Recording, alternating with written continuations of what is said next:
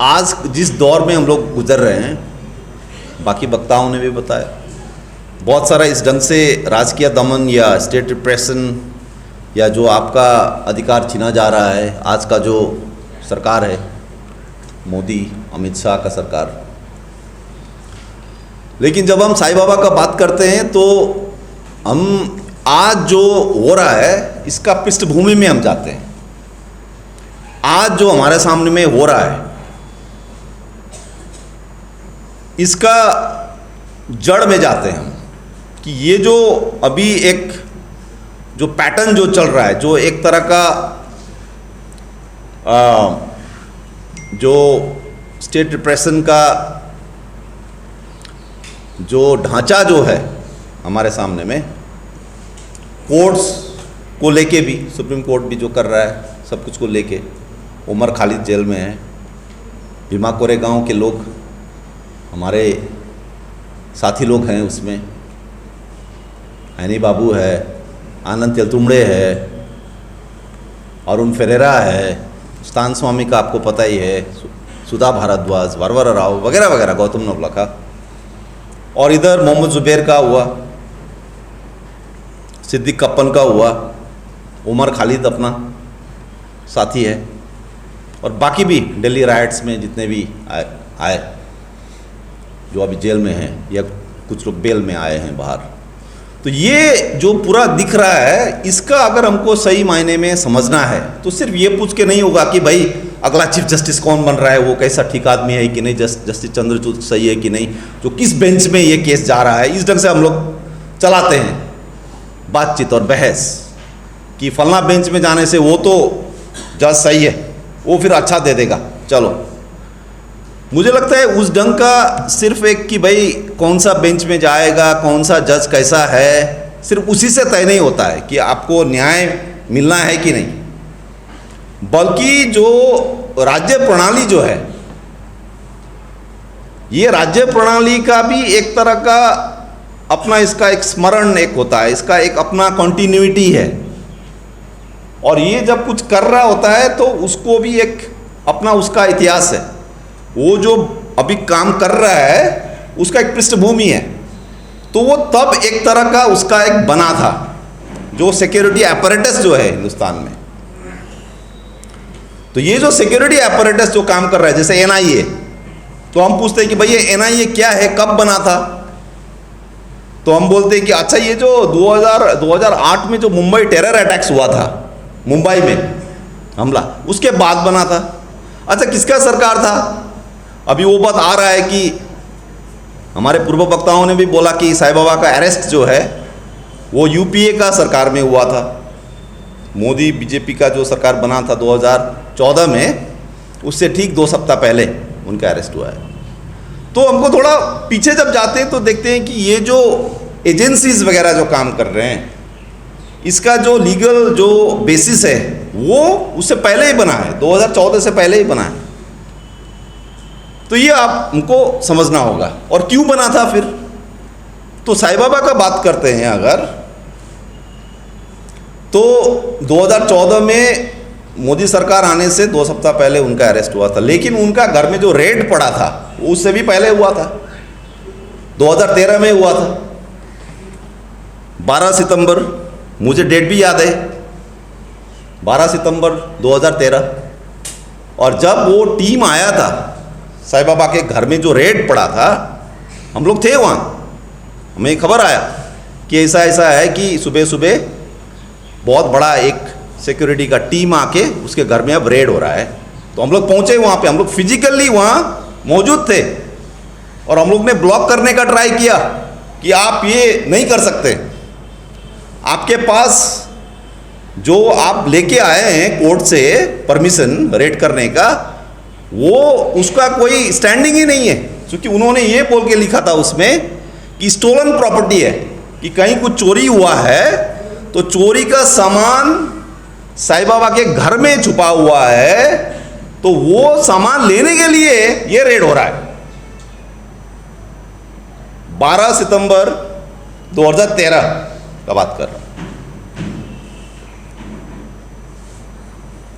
और उस टीम में थोड़ा देखिए, डिटेल्स में भी थोड़ा जानना चाहिए। सिर्फ ये बोल के नहीं होगा कि चलो स्टेट है, स्टेट रिप्रेजेंट करता है, कैसे कर रहा है, कौन कौन से एजेंसीज था उस दिन। एनआईए था उस टाइम। एनआईए किसके अंडर में था आपको पता ही होगा, चिदम्बरम के अंडर में था, होम मिनिस्टर थे। प्रधानमंत्री का नाम भी बता दूं, मनमोहन सिंह थे, है ना। उसके साथ दिल्ली स्पेशल सेल का भी लोग थे, उसमें 50 लोगों का टीम था। मॉरिस नगर जो पुलिस थाना है उसके भी पुलिस थे उसमें। और कौन थे, महाराष्ट्र पुलिस था। ये मैं आपको अलग से लास्ट में ये जोड़ रहा हूं, क्योंकि ये आपको ध्यान में रखना होगा कि अहेरी करके जो छोटा सा पुलिस स्टेशन है वहां का था। तो अहेरी का आदमी, अहेरी का पुलिस, एक जिस टाउन का नाम भी नहीं सुना था दिल्ली के एक्टिविस्टों ने, जब पुलिस आया, हम लोग बोल रहे जर्नलिस्ट साथियों को, बाकी एक्टिविस्टों को फोन में, हाँ वो अहेरी, क्या बोला, क्या कौन सी जगह बोल रहे, अहेरी। अहेरी, ये एक अहेरी क्या होता है भाई। तो जब आप अहेरी का बात करते हैं तो आपको फिर जाना होगा कि जो सेंट्रल इंडिया में जो संघर्ष चल रहे हैं, क्या संघर्ष चल रहे हैं भाई अहेरी में, ये अहेरी क्या है, तब आप देखेंगे कि जो आदिवासी इलाकाओं में जो बड़े बड़े माइनिंग कॉरपोरेशंस जो वहां लूट मचा रहा है, और उसके खिलाफ जो आदिवासियों का जो संघर्ष है, वो अहेरी एक सेंटर पॉइंट है उसका। गढ़चिरौली एरिया ऑफ महाराष्ट्र, जो इधर छत्तीसगढ़ के साथ लगा हुआ है, पूरा आदिवासी इलाका है। तो चूंकि आदिवासी इलाका में जो वहाँ ये लोग डिस्ट्रक्शन कर रहे हैं, जो पूंजी के लिए जो वहाँ ये लोग धन इकट्ठा कर रहे हैं, वहाँ आदिवासियों को डिस्प्लेस करके, चूंकि वो स्ट्रगल को हम सपोर्ट करते हैं, इसलिए हमें वो जिंदा नहीं छोड़ेंगे, वो हमें जेल में डालेंगे। और ये मैं 2013 का बात कर रहा हूं। और अगर 2013 सितंबर का मैं बात कर रहा हूं, तो ऑब्वियसली देखिए, कोई भी रेड अरेस्ट करने से पहले पुलिस लंबा एक टाइम लेता है ना, काफ़ी टाइम लेके वो अपना तैयारी करके आता है।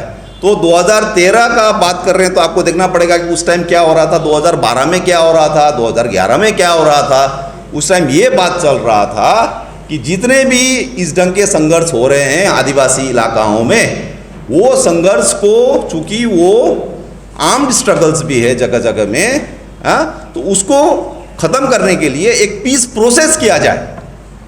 ये पीस प्रोसेस के लिए भी साईं बाबा एक बड़ा चेहरा थे, पीस नेगोशिएशंस। तो आपको बस एक चीज़ मैं बताऊंगा, आज ज़्यादा टाइम नहीं है।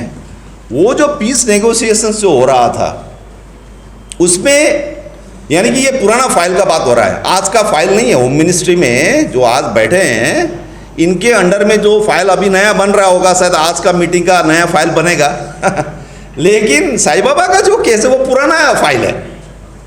तो वो पुराना फाइल में 2010, 11, 12 का केसेस के बेसिस पे उनको लिया गया। तो आपको ये भी पूछना होगा कि उस टाइम क्या हो रहा था भाई, कि 2013 में रेड पड़ा, और सिर्फ साईं बाबा का बात करने से नहीं होगा। एम मिश्रा को तो ऑलरेडी अरेस्ट कर लिया था, कहां फिर गढ़चिरौली ले जाना पड़ेगा आपको। एम मिश्रा और बाकी भी लोग थे, उनका तो अरेस्ट हो गया है।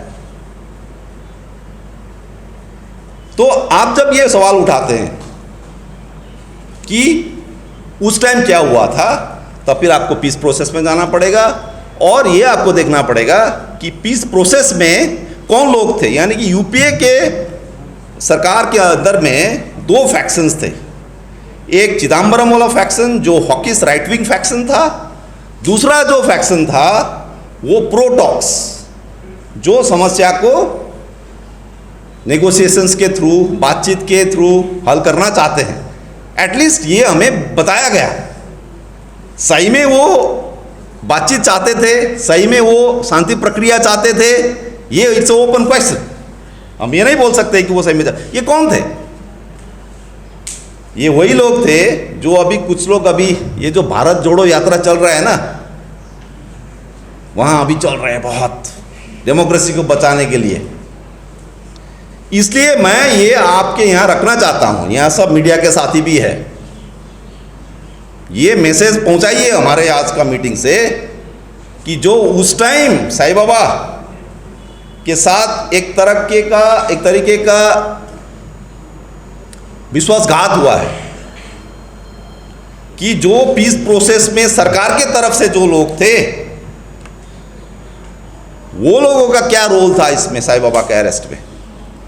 वो सरकार में रहते हुए साईं बाबा का कैसे अरेस्ट हो गया? आज मैं ये सवाल उठाना चाहता हूं और मैं नाम भी लूंगा। For example Digvijay Singh was a major name उस टाइम, जिन्होंने बोला कि पीस प्रोसेस हम कराएंगे, हम पीस प्रोसेस के पक्ष में हैं। दूसरा नाम है जयराम रमेश, अभी ये पूरा भारत जोड़ो यात्रा का प्रवक्ता बने फिरे हैं वो। यहां तक कि हिमांशु कुमार का केस भी 2009 का केस है, और इन सब को सब पता है कि हिमांशु कुमार का केस में फॉर एग्जांपल गोमपाड़ में नरसंहार हुआ था, सब इनको पता है और डेली ट्वीट करते हैं ये। इनका कितना ट्वीट आता है? एक भी ट्वीट इन सब सवालों पे इनका नहीं है। जयराम रमेश हो, दिग्विजय सिंह हो, एक कोई बयान नहीं है इनका। ये जो कुछ लोग अरेस्टेड हैं, हमारे दोस्त लोग, ये लोग पर्सनली जानते हैं, इनको पर्सनली जानते हैं, मुलाकात हुआ है। और एक थोड़ा हास्यास्पद भी लगा मुझे, अभी जो हाईकोर्ट का जो जजमेंट आया, जो हम बोलते हैं कि प्रो साईं बाबा था, जिसने साईं बाबा को एक्विटल तो नहीं, डिस्चार्ज का जो आया था अभी बॉम्बे हाईकोर्ट नागपुर से, है ना, और हम लोग सब खुश हो गए कि हो सकता है कि साईं बाबा का रिहाई हो जाए, बेल मिल जाए उनको, या केस ही खारिज हो जाए, क्योंकि इन्होंने परमिशन लिया नहीं था जो परमिशन लेना चाहिए था, जो एडवोकेट कॉलिन गोंजाल्वेज हम लोगों को समझा रहे थे। यूएपीए के जो प्रोविजंस के मुताबिक जो परमिशन लेना चाहिए था सरकार से, इन्होंने नहीं लिया था। तो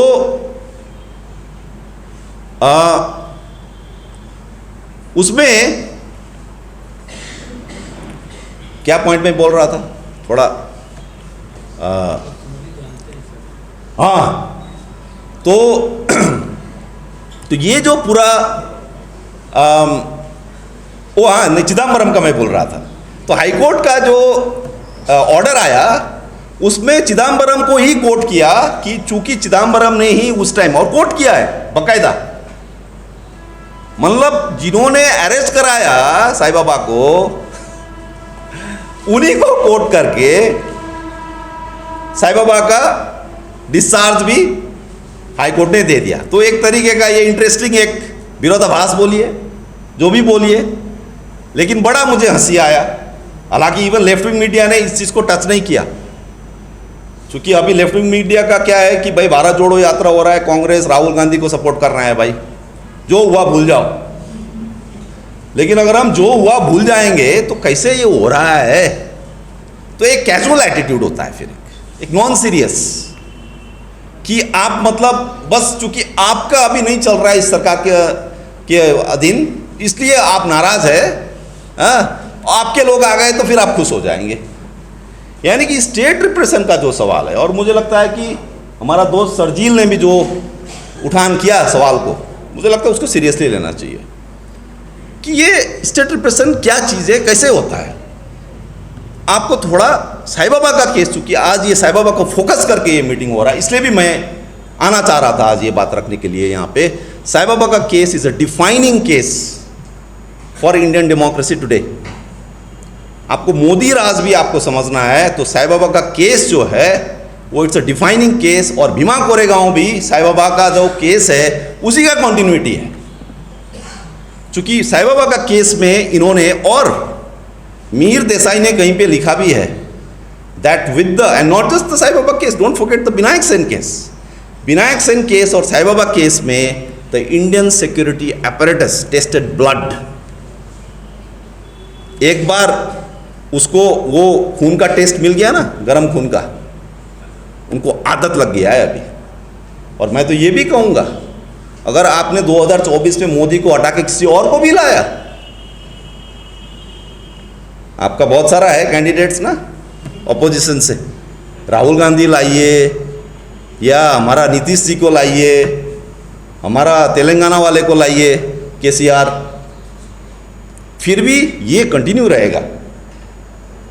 चूंकि जो इंडिया का डीप स्टेट का जो स्ट्रक्चर है, किसी ने अभी किताब लिखा है कोशी जोसेफ असमवन द इंडियन डीप स्टेट करके, मुझे बहुत ही सुपरफिशियल लगा वो किताब, क्योंकि उसका फोकस ओनली बीजेपी गवर्नमेंट है। सिर्फ आप बीजेपी गवर्नमेंट को देखेंगे तो आप ये समझ नहीं पाएंगे, and that is the big lesson of the Sai Baba case. So मेरा अपील है आप लोगों को कि इस केस को अच्छे से देखिए, पढ़िए, जो जजमेंट जो है उसका PDF लीजिए, उसको पढ़िए बाकायदा। हम लोगों को देखना चाहिए कि ये कैसे हो रहा है। बाकी केसेस का भी, उमर खालिद का केस में भी आप देखिए क्या हो रहा है, उसका PDF आसानी से मिल जाता है, उसको पढ़िए, मनन कीजिए थोड़ा। ये लड़ाई लंबा है तो हम लोगों को उसी ढंग का तैयारी लेना चाहिए। बहुत बहुत शुक्रिया।